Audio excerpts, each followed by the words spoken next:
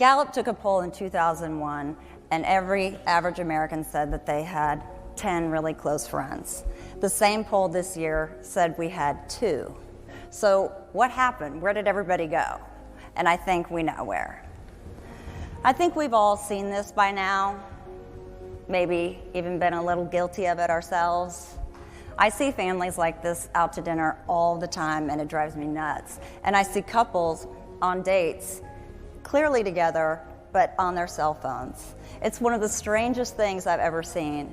But to me, what does it say when we are together? To me, it says that there's someone, anyone, on the other end of this screen that's way more important than you, who's right in front of my face. There's a study by Mary Meeker that says we touch our phones or check our phones 150 times a day, and we upload 1.8 billion pictures to Facebook. That's a little over a sixth of the population a day for pictures.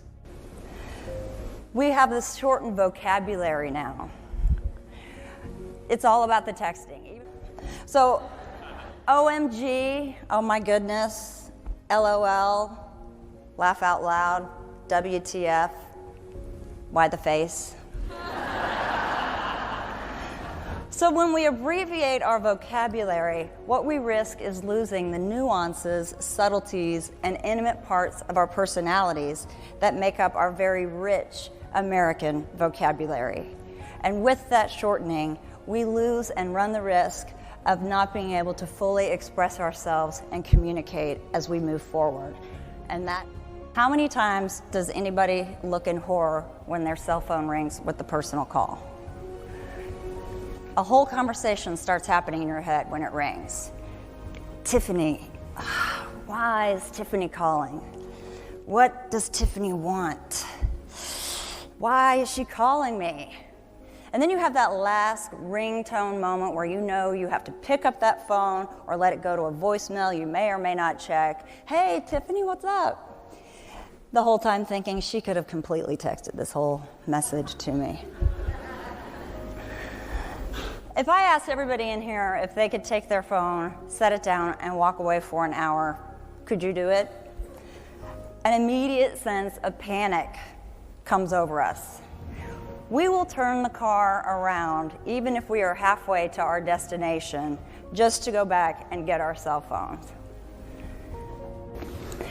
And how many times have you guys heard, what do you mean you don't know? I posted it on Facebook. So for some reason now, we're all supposed to know about each other's lives because they posted it on Facebook. And what do we present really when we are on Facebook? We present an idyllic life, perfect parenting, great relationships. We hardly ever give any bad news or copy about ourselves because that doesn't make for a lot of likes. I mean, here's who we really are in real life. And this is what we present on Facebook. Guilty, a little bit of it. We have the selfie now. And if you think about a selfie, it's rather a sad invention. It's us taking a picture of ourselves by ourselves. Maybe we can get 2 more people if somebody really has a long arm. The bathroom selfie, I find this hilarious. I see it all the time. I'm like, oh, great, that's you in front of a mirror. Great, going to a party I probably was not invited to, that you're going to be selfieing your way through while I watch Home Alone on Facebook.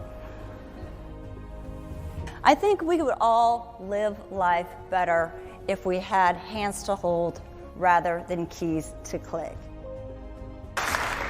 I think we need to take that pause in our life, make mud pies, build a fort, take the time to gaze at the clouds for rhinoceroses and unicorns screen-free.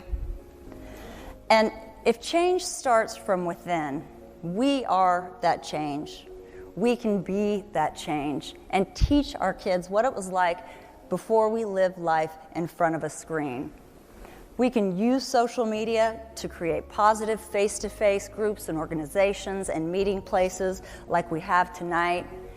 Not hashtag activism, but people activism.